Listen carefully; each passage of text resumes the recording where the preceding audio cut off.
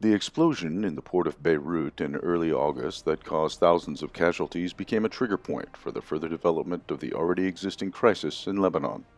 In the following week, days after the August 4th explosion, a series of large-scale protests took place in Beirut. Protesters clashed with police, hung cardboard figures of Lebanese politicians like President Michel Aoun and Hezbollah leader Hassan Nasrallah, and stormed government buildings, including the Ministry of Foreign Affairs, the Ministry of the Economy, the Ministry of the Environment, the Association of Banks, and the Ministry of Energy and Water. As of August 10th, a few dozen people have already been injured, and protests continue. A number of Lebanese politicians who are known to be close to the West announced their resignation from the country's parliament. The Lebanese Minister of Information, Manal Abdel Samad, also resigned, along with the Environment Minister Damianus Qitar. According to the Lebanese media, a number of other ministers are planning to announce their resignation soon. The Lebanese government is about to end its existence in its current form. The protests received wide coverage in Israeli media, which painted the crisis as a popular resistance against Hezbollah and other parties that cooperate with it. Various pro-Israeli sources actively speculate that the entire tragedy was likely caused due to the destructive Hezbollah actions, if not a Hezbollah weapon depot explosion. The Hezbollah political wing is an official party in Lebanon, and its loyalty to the resistance bloc has 13 seats. The movement itself, through its social, economic, and security programs, has strong popular support across the country. Slogans and chants known to be allies of the U.S. expectedly received less coverage. The deepening crisis in Lebanon also caused a notable reaction on the international level, in particular with the United States and France actively offering their assistance.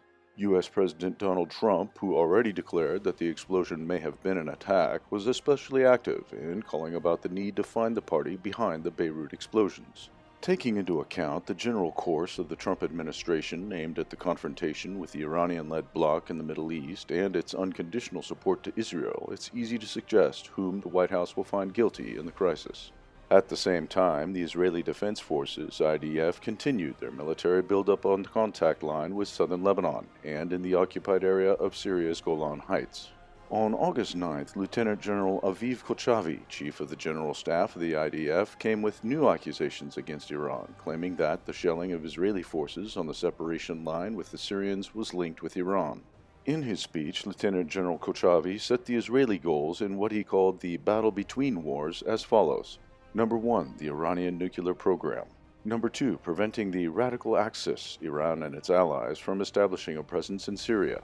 Number 3, denying Israel's enemies on all fronts, especially in the north, from obtaining precision-guided missiles and munitions. IDF troops in northern Israel have been on a high alert since July 20th, when a series of Israeli strikes on the Syrian capital Damascus killed a fighter of Lebanon's Hezbollah. In fact, the Beirut port explosions became a gift for the Israeli political leadership and its supporters, giving them a chance to use the crisis to achieve their goals in Lebanon.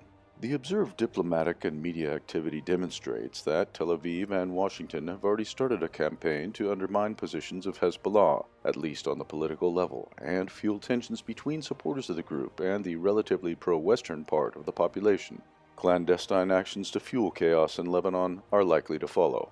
The main problem of this approach is that in the case of success, it may lead to a new cycle of violence and civilian casualties in Lebanon, first of all in Beirut, and may even trigger the resumption of clashes on the Lebanese-Israeli contact line. Nonetheless, this is the price that the pro-Israel bloc is ready to pay to achieve its political goals and deny the Lebanese the ability to protect its national sovereignty from foreign actors in any foreseeable future.